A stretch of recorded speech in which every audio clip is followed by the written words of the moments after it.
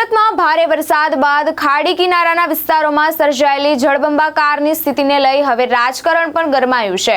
માજી સ્ટેટિંગ કમિટીના સભ્ય સુરેશ સોનાવાડાએ સુરત મહાનગરપાલિકાની પ્રી મોન્સૂન કામગીરી પર ગંભીર સવાલો ઉઠાવી તંત્ર સામે આકરા આક્ષેપો કર્યા છે। સુરતના ખાડી કિનારે આવેલા વિસ્તારોમાં વરસાદી પાણી ભરાતા હજારો લોકો મુશ્કેલીઓમાં મુકાયા। ખાસ કરીને પ્રેમનગર વિસ્તારમાં 1000થી વધુ ઘરોમાં પાણી ઘૂસ્યા। ઘર વખરી, સ્કૂલ બેગ, ટીવી, ફ્રીજ સહિતનો સામાન પાણીમાં તણાઈ ગયો હોવાના દાવા કરવામાં આવ્યા છે। આ મુદ્દે માજી સ્ટેટિંગ કમિટીના સભ્ય સુરેશ સોનાવાડાએ સુરત મહાનગરપાલિકાની પ્રી મોન્સૂન કામગીરી માત્ર કાગળ પર રહી હોવાનો આક્ષેપ કર્યો છે। તેમનો દાવો છે કે ગટર અને ખાડીઓની સફાઈ પાછળ કરોડો રૂપિયાનો ખર્ચ કરવામાં આવે છે, છતાં દર વર્ષે લોકો આવી જ પરિસ્થિતિનો સામનો કરે છે। તેમણે વધુમાં આક્ષેપ કર્યો છે કે મિલેનિયમ 4 માર્કેટ સહિતના દબાણો અને ખાડીના કુદરતી વહેણમાં ફેરફાર થવાને કારણે મીઠી ખાડીથી ભેસ્તાન સુધી પાણી ભરાવાની સમસ્યા ગંભીર બની છે। રાજ્ય સરકાર દ્વારા જાહેર કરાયેલી 6800ની સહાયને પણ અપૂરતી ગણાવી રાહત રકમ વધારવાની માંગ કરવામાં આવી છે। સાથે જ ચેતવણી આપવામાં આવી છે કે જો ખાડી પરના ગેરકાયદેસર દબાણો દૂર નહીં કરવામાં આવે અને અસરગ્રસ્તોને યોગ્ય ન્યાય નહીં મળે તો લોકો સાથે રસ્તા પર ઉતરી આંદોલન કરવામાં આવશે। સુરેશ સોનાવડે, એક સ્ટેન્ડિંગ કમિટી મેમ્બર, સુરત મહાનગરપાલિકા। સુરેશભાઈ, જણાવો કઈ રીતે ખાડી પરિસ્થિતિ જોવા મળે છે અને આને કેટલી તમે સુરત મહાનગરપાલિકામાં રજૂઆત કરી ચૂક્યા છો? સુરત મહાનગરપાલિકા જે કામગીરી પ્રી મોન્સૂન પહેલાંની હોય છે, આપ સૌએ જોઈ છે અને સુરતની જનતાએ જોઈ છે કે આ ખાલી કાગળ પરની પ્રક્રિયા છે। ગટાર સાફ કરવાનું કે ખાડી સાફ કરવાનું કે અન્ય પ્રકારની જે સ્ટ્રોમ ડ્રેનેજ વોટર છે એ સાફ કરવાનું ખાલી કાગળ પરનું નાટક છે। લાખો કરોડો રૂપિયા ખર્ચ થાય છે, પરંતુ બધું કાગળ પર છે અને જેના લીધે શહેરની જનતાને અને ખાસ કરીને ખાડી કિનારે રહેનાર લોકોને ખૂબ જ વેઠવું પડે છે। આ જુલાઈ મહિનાના 3-4 તારીખથી જે વરસાદ પડી અને 7મી તારીખે જોરદાર વરસાદના લીધે આજે આખું પ્રેમનગર, પૂરા ખાડી કિનારેના વિસ્તાર, મીઠી ખાડીથી લઈને છેક પંચનગર સુધી, અહીંયા ભેસ્તાન સુધી પાણી જલમય થઈ ગયેલ। પરંતુ આ કુદરતના પાપે નહીં, પરંતુ આ માનવ સર્જિત પાપે, માનવ દ્વારા ખાડીઓ ઉપર કરેલ દબાણ કુદરતી વહેણને આ મિલેનિયમ 4ના ગજરા બંધુએ ડાયવર્ટ કરી દીધું છે।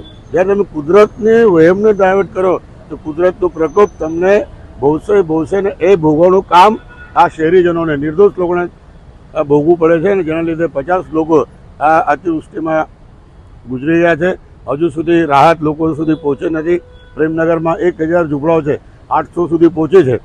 દરગાહ છે, પ્રેમનગર છે, જે ઘણા બધી વસ્તીઓ છે, નામ લિસ્ટ આખું લિસ્ટ 1 કલાક લાગશે। તો સરકારે તાત્કાળ, હર્ષભાઈએ જે જાહેરાત કરી છે રાજ્ય સરકાર દ્વારા 6800 રૂપિયાની, એ ખૂબ જ અપૂરતી છે।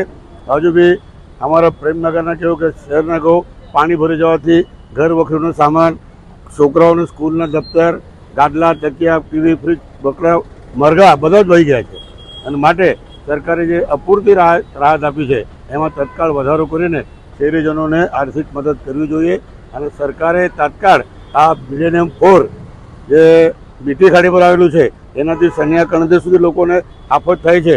અમે તો ગત વર્ષે બુલડોઝર લઈને આને તોડવા ગયા હતા, પરંતુ ઉધના પોલીસે અને તે સમયના અધિકારીઓએ અમને પકડીને જેલમાં પૂરી દીધેલા કે તમે આવું શું કામ કરો છો। પરંતુ આજે અમે નહીં કરીએ, પણ અત્યારે સરકારની જરૂર છે। સરકારે સુરત મહાનગરપાલિકાના સત્તાધીશોએ જે માનનીય મુખ્યમંત્રીશ્રીએ કીધું છે કે 15 મીટરનું ખાડીના સેન્ટરથી તમે ખુલ્લા કરો। હું તો કહું કે 9 મીટરનું જ કરો, જે પહેલે જે સરકારે નક્કી કરેલું આ બ્રિટિશના સમયથી છે। ખાડીથી 9 મીટર પર કોઈ પણ દબાણ થવા જોઈએ નહીં। તો આ 9 મીટરનું દબાણ તોડવા માટે સૌથી પહેલાં આ મિલેનિયમ 4થી જે માનવ સર્જિત આફત ઊભી કરે છે આ લોકોનું આ મિલેનિયમ 4 માર્કેટ તોડવા જોઈએ। તો મને લાગે છે કે શહેરની જનતા અને ખાસ કરીને ખાડી વિસ્તારના લોકો આરામથી રાત્રે ઊંઘી શકશે। અને તો થોડું વરસાદ આવે તો લોકો પોતાનું ઘર બહાર લઈને કંઈક સ્કૂલોમાં તો કશે કોર્પોરેશનમાં એમાં આશરો ઢૂંઢવા જાય છે।